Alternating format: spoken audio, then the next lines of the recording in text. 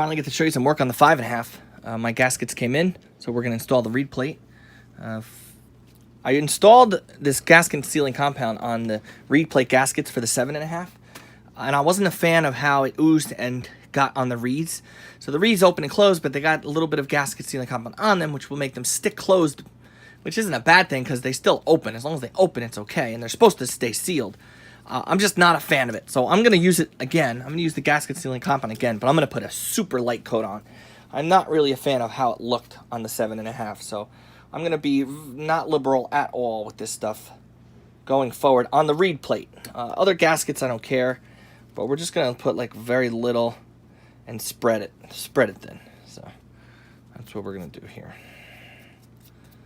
Just do one, barely any, and we'll spread it super thin. Because it's on both sides, and when you compress it, it really does kind of spread out. And I don't want it spreading out past the gasket again. And maybe that was my fault. Maybe on the 7.5, maybe I did put too much. Because I put a very little bit on here, and it's spreading out quite nicely. So it's not goopy at all. Maybe that was my fault then. I'll probably do that. Maybe I'll do that with every gasket in the future. We'll just keep it thin like this. Yeah, so that did nice. The whole surface is covered. It looks good. It's got a nice tack to it. And we'll put it on here. Is this the right one? Yeah. Should be right. Hope it's right. Okay. So first gasket there. Then our reed plate itself, which is here. Cleaned it up nice, shined it very good. Put that right on top.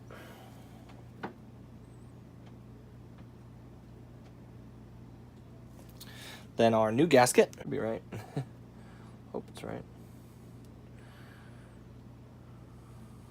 Okay. So first gasket there. Then our reed plate itself, which is here. Cleaned it up nice, shined it very good. Put that right on top.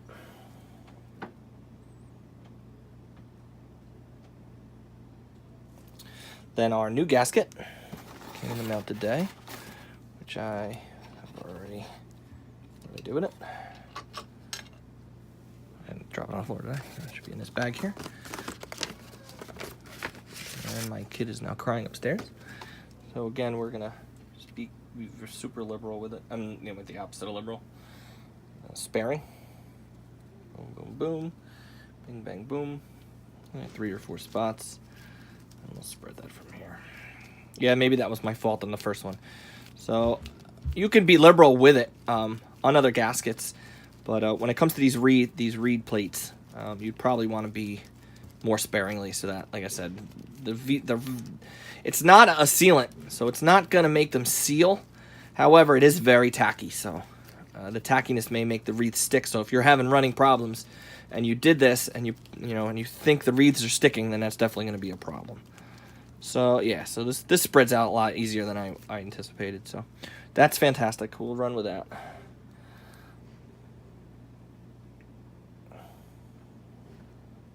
Okay. All my holes are matching up. And then finally, last but not least, the intake manifold. Intake plate. All my screws are already in. Not forgetting anything. Just line it up and then trying to get the screws in by hand.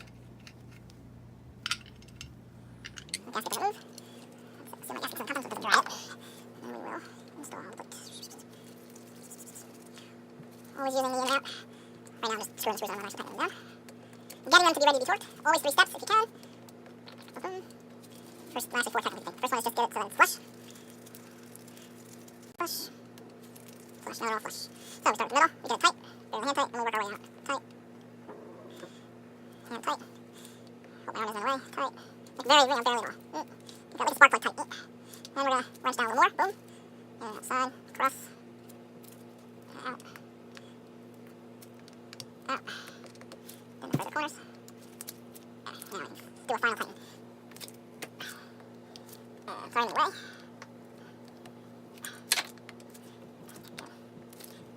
That's the final tighten. Now I'm just going to go around one more time just to make sure I can't get another turn and a half on any of them. I'm getting a little bit more.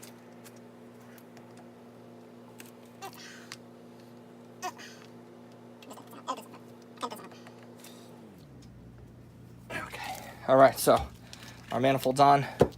We are ready for carburation and manifold gasket.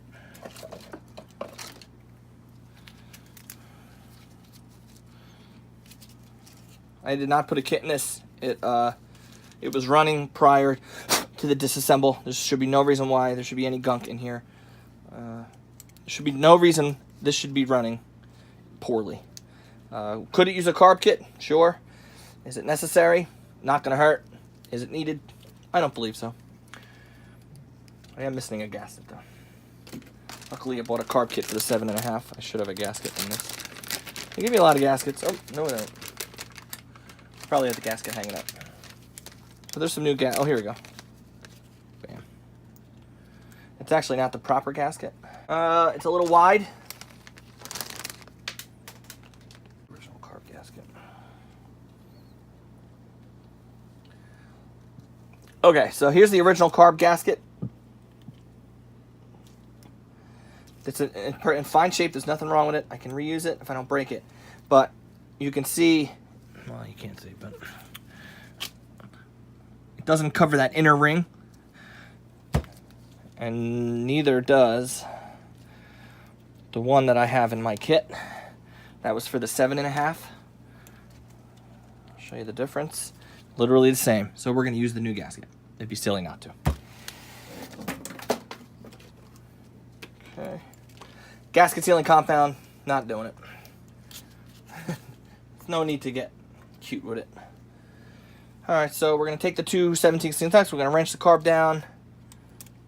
I don't even, this is for the choke. I guess they had an electric choke or something. We'll install our needles. All my hardware is here. Finally getting ready to go. So we're going to install the carb. We're going to pop the carb on the base, and we'll check our compression, see if our rings are holding. But for now, Michigan football. Okay, we're about to install the base gasket on the 5.5. I got the carburetor on. The nice thing about putting the carburetor on before you put the head on is gravity. The nuts aren't falling down all the time, so put the two carburetor nuts on, piece of cake. But now there's no avoiding it. Power head's got to go back into its home. So I got my power head base gasket. And if you work on these enough, you know, these older motors where you have to pop the power head off, if you have one or know that you're going to be getting some, it doesn't hurt to pick up a couple power head base gaskets, because you're going to need them every time you pop the power head off, unless you want to reuse the old one.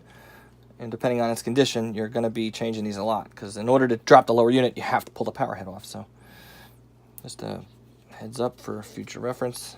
Now I put, like I was saying before, I didn't put a lot on the last one because it spread nice. Now that we're I'm not worried about these getting into the screw holes, and I don't think there'll be enough to clog any water lines. So we're gonna just put the normal amount on here and not worry about it. Yeah, as if you see I'm doing it. I want to find out what way spinning the prop makes the thing go clockwise. Everything's clockwise. So if you spin the prop clockwise, the gear will go clockwise. Okay. And now we're gonna spin it now. There she goes. Slides right down. Now again, it's like suspended. I would like to keep it suspended so that I make sure my bolt goes through the bottom and through the gasket and then into the power head, as opposed to through the bottom, through the like not through the gasket, but through it. That's ripping it apart into shreds. This is probably the worst part of the whole job.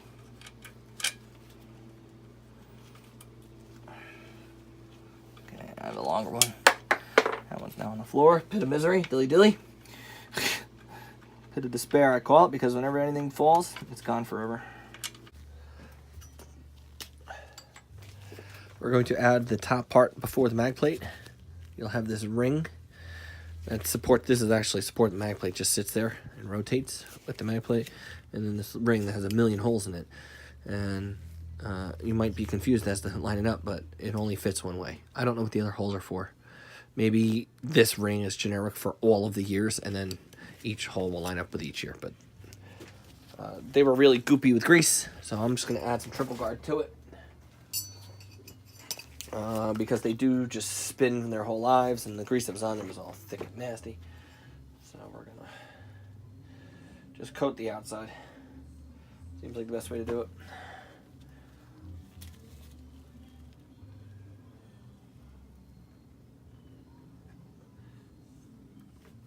Okay. Oop.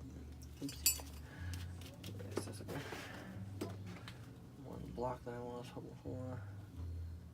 Yep. And we'll just put some on this guy here. Just a thin. Not trying to get crazy here. That goes beveled edge down.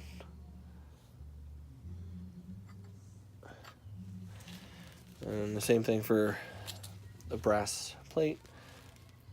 Bevel, I guess you would call it bevel or the lip upside down. The old grease is in the thing here, so in the groove, so that's where we're going to add this. Okay. I didn't do this with the 7.5 just because, I don't know, I didn't think about it. But now that I'm thinking about it, and I wiped all the old grease off because it was not grease anymore, it's more sticky, tacky glue. This is probably the best idea. I put it underneath, but the underneath doesn't rotate, so I probably should put it to the top. That's what we're going to do. There we go. There should be little flat guys like this. Actually, that's for the top. That's 3 for the flywheel. That's not it. Brass ones. A little not as flat, a little longer, not as short, and brass, as opposed to silver. There's 2. There should be.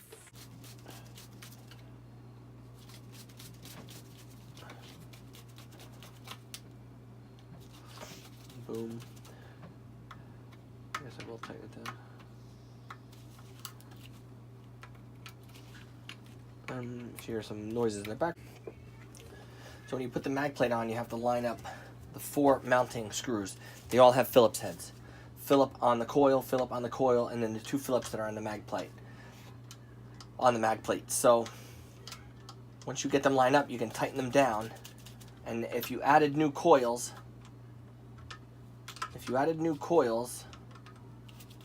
use the ring to line them up so that they don't hit the flywheel. I never touched this mag plate, so these should be lined up, ready to go. Or just, check your lineup. And then once you're lined up, once your coils are in the right position, then you can tighten it down. And that's all the Phillips. I don't know about the earlier models. I mean, this is a 60. I know the 50s did the same thing, I think. I could be wrong. And then you just tighten down the mag plate to the mounting hardware.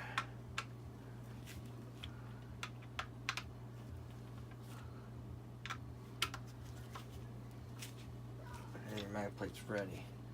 Now, I never cleaned and adjusted the points on this because it was running fine. So everything's off. I'm going to just quick clean and adjust the points here.